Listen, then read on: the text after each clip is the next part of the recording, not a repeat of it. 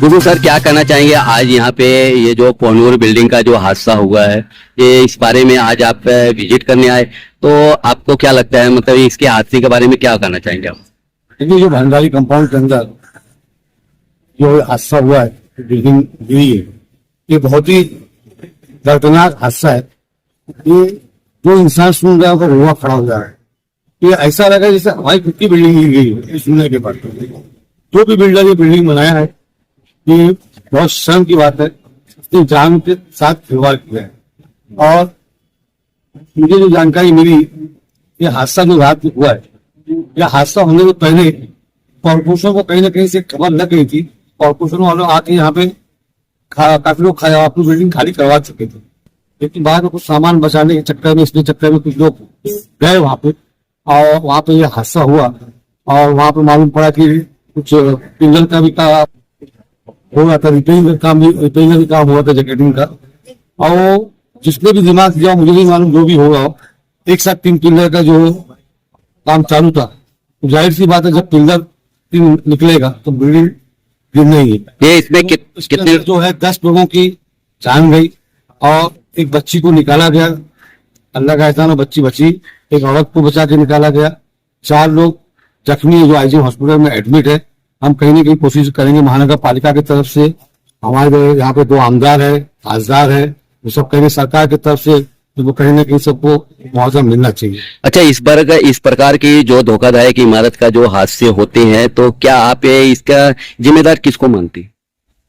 देखिए, जिम्मेदार तो मैं जो रहते हैं उनको भी मानता हूँ, और जो कॉर्पोरेशन के लोग उनको भी मानता हूँ। वजह ये जो रहते हैं उनकी मजबूरी रहती है कि अगर बहुत से लोगों के पास पैसे ना होने की दूसरा घर मकान खरीद नहीं पाते, दुकान खरीद नहीं पाते, वो खाली नहीं करते, वो अपना छत खाली नहीं करते। देखिए, ये नहीं मालूम होता कि हादसा कब हो सकता है, किसी के साथ भी हो सकता है।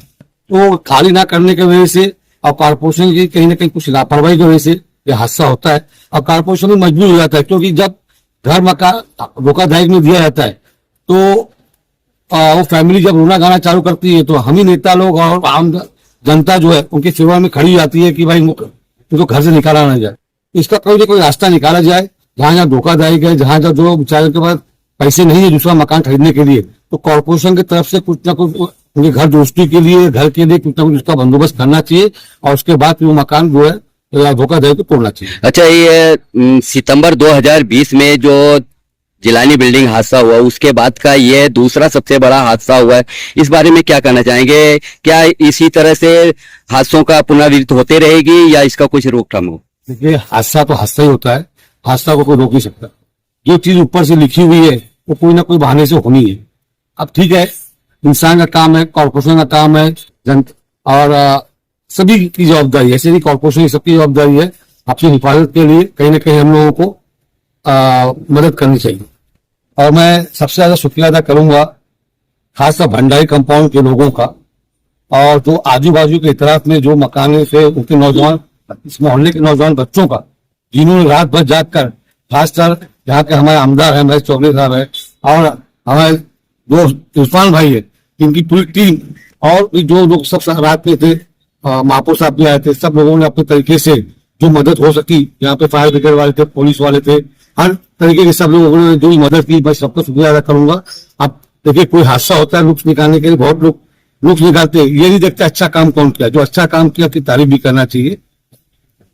जो ये हर प्रभागों के अंदर में ऐसे जो बिल्डिंगों को रिपेयरिंग करने का जो ऑर्डर दिया जाता है, कहीं ना कहीं ये महानगर पालिका द्वारा ही दिया जाता है। तो जब ऑर्डर देते हैं तो उस समय क्या आकर बिल्डिंग को पहले खाली करवाने के बाद ही रिपेयरिंग का अगर प्रोसेस चले तो ज्यादा अच्छा रहेगा, ऐसे हादसे से लोग बचेंगे। क्या कहेंगे उसके लिए? ये पहले आपको तो मालूम हो चुकी कि नोटिस वहां लगा चुके थे और उसका पानी और नल भी खंडित कर चुके थे। उसके बावजूद भी मतलब ये लोग नहीं निकल के जैकेटिंग करना चालू किए एक साथ में 1 2 3। और रात में जब मालूम पड़ गया कारपोरेशन को, तो रात में घटना घटने से आधा घंटा पहले कारपोरेशन यहाँ पे मौजूद थी, उनको बाहर करी। अगर वो अगर और लेट आते तो इससे भी बड़ा हादसा होने का वो था। कितने लोग खाली करने के बाद जो काम कर रहे थे, जो उतर रहे थे, उस दौरान बिल्डिंग ढह अच्छा, देखिए ये लोगों का कहना ये है, अभी जितने लोगों ने बयान दिया है कि ये अनाधिकृत इमारत जो बनी थी 2011-12 में और इसको धोखाधड़ी घोषित की गई। तो ऐसे में शहर के अंदर ज्यादातर करके अवैध इमारत पे का ही हादसा होता है। तो क्यों अवैध इमारत के रोकथाम के लिए इसके बारे में क्या आप कहना चाहिए? अभी आप देखोगे तो हर प्रभाग में किसी में 150, किसी में 200, किसी में 100, हर जगह पे धोखाधड़ी घोषित कर दिया गया। कुछ लोग ऑडिट करा रहे हैं, कुछ लोग ऑडिट नहीं करा रहे, और जो प्रोसेस में है अभी उसके बाद C1 में कुछ लोग के अभी हम लोग चेक किए। हर जगह पे जो C1 है उसको अभी खाली करने की प्रयास चालू है। आप प्रभाग के सभापति हैं और आपका मतलब एक देखा जाए तो आप ये सब प्रभाग 4 के महापौर भी हैं। तो क्या कहना चाहेंगे, आपके प्रभाग के अंतर्गत जो धोखाधड़ी की इमारत है उन पे कार्रवाई या उन पे जो भी प्रोसीजर पूरा करवाना है अधिकारियों के माध्यम से, तो आप कौन सा कदम उठाएंगे? अभी कदम उठाने का भी आपको मैंने कहा कि C1 में जो भी है वो सब की लिस्ट निकल रही है, और यहाँ पर जिम्मेदार तो सब लोग है ही है। यहाँ पर लोग देख रहे हैं। कल महापौर साहब भी आपको बताए, हमारे आमदार खासदार दोनों कल रात में आए थे, हम लोग थे, यहाँ के नगर सेवक हम लोग थे, शोभ भाई अभी आए, अभी बालियामा भी आके जा चुके हैं। ये सब एक मीटिंग करके कोई ना कोई अच्छा रास्ता निकालने की कोशिश करेंगे इंशाल्लाह। जगह वासियों को आप क्या संदेश देंगे कि जिस प्रकार से नोटिस दी जाती है तो क्या उनको रूम खाली कर देना चाहिए तुरंत, या इसी प्रकार से हादसे का इंतजार करना चाहिए? हादसे का इंतजार तो करना ही नहीं चाहिए, ये तो एकदम गलत बात है। फिलहाल उनको खाली करना चाहिए, और कहीं ना कहीं अगर उनको कोई चीज की मदद चाहिए तो लोग से गुहार लगाए, कुछ ना कुछ उनको वहां से भी एडजस्ट करेंगे, लेकिन वहां रहना तो बिल्कुल गलत है।